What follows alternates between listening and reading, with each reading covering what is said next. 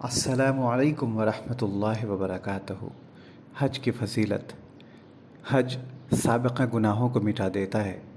رسول اللہ صلی اللہ علیہ وسلم کا ارشاد ہے، کیا تم نہیں جانتے کہ اسلام پہلے کے گناہوں کو مٹا دیتا ہے اور ہجرت پچھلے گناہوں کو مٹا دیتی ہے اور حج سابقہ گناہوں کو مٹا دیتا ہے۔ صحیح مسلم۔ حج کرنے والا گناہوں سے پاک ہو جاتا ہے۔ جس نے حج کیا اور دوران حج بری بات نہ کی اور برا کام نہ کیا، وہ گناہوں سے ایسے پاک صاف ہو کر واپس لوٹے گا جیسے اس دن تھا جس دن اس کی ماں نے اس کو جنم دیا تھا۔ صحیح بخاری حدیث نمبر 1521، صحیح مسلم حدیث نمبر 1350۔ حج مبرور کا بدلہ جنت ہے۔ رسول اللہ صلی اللہ علیہ وسلم کا فرمان ہے، ایک عمرہ دوسرے عمرہ تک ان گناہوں کا کفارہ ہے جو دونوں کے درمیان سرزد ہوں، اور حج مبرور کا بدلہ تو جنت ہے۔ صحیح بخاری حدیث نمبر 1773، صحیح مسلم حدیث نمبر 1349۔ نوٹ: حج مبرور وہ حج ہے جو اللہ کی رضا کے لیے مسنون طریقے پر کیا جائے۔ ایمان اور جہاد کے بعد سب سے افضل عمل حج مبرور ہے۔ رسول اللہ صلی اللہ علیہ وسلم سے پوچھا گیا کہ کون سا عمل سب سے افضل ہے، تو آپ صلی اللہ علیہ وسلم نے فرمایا، اللہ اور اس کے رسول پر ایمان لانا۔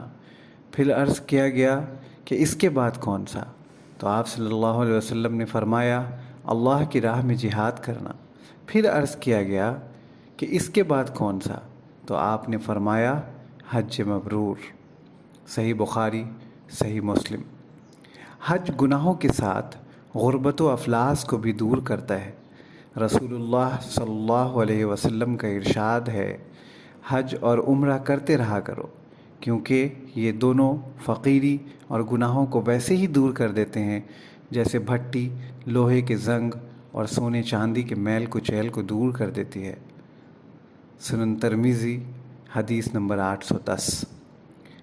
حج بزرگ، کمزور اور عورت کا جہاد ہے۔ رسول اللہ صلی اللہ علیہ وسلم کا فرمان ہے، بزرگ، کمزور اور عورت کا جہاد حج و عمرہ ہے۔ حاجی اللہ کا مہمان ہوتا ہے اور اس کی دعا قبول ہوتی ہے۔ اللہ کی راہ میں جہاد کرنے والے اور حج و عمرہ کرنے والے اللہ کے مہمان ہوتے ہیں۔ اللہ نے ان کو بلایا تو وہ آئے، اور انہوں نے اللہ سے مانگا تو اللہ نے ان کو عطا کیا۔ صحیح ترغیب و ترہیب حدیث نمبر 1108۔ نوٹ: معلوم ہوا کہ توفیق دینا اللہ کے اختیار میں ہے، اور حاجی کو بھی حج و عمرہ کی ادائیگی کی توفیق دینے والا اللہ ہی ہے، اور اللہ ہی کی توفیق سے حج و عمرہ پورا ہوتا ہے۔ اس لیے یہ سمجھنا یا کہنا غلط ہے کہ حضور یا سرکار یعنی نبی کریم صلی اللہ علیہ وسلم جس کو بلاتے ہیں وہی حج و عمرہ اور زیارت کو جاتے ہیں، یا جب ہمارے فنا ولی یا پیر صاحب کی مرضی ہوگی تبھی ہم حج و عمرہ اور زیارت کو جا سکیں گے۔ حاجی جب حج کے لیے روانہ ہوتا ہے تو اس کی سواری کے ہر قدم پر ایک نیکی لکھی جاتی ہے اور ایک گناہ معاف کیا جاتا ہے۔ اگر حاجی کے گناہ ریت کے ذروں یا بارش کے قطروں یا سمندر کی جھاگ کے برابر بھی ہوں تو معاف کر دیے جاتے ہیں۔ اللہ حاجی کی اور جن کے لیے وہ دوران حج دعا کرتا ہے ان سب کی مغفرت کر دیتا ہے۔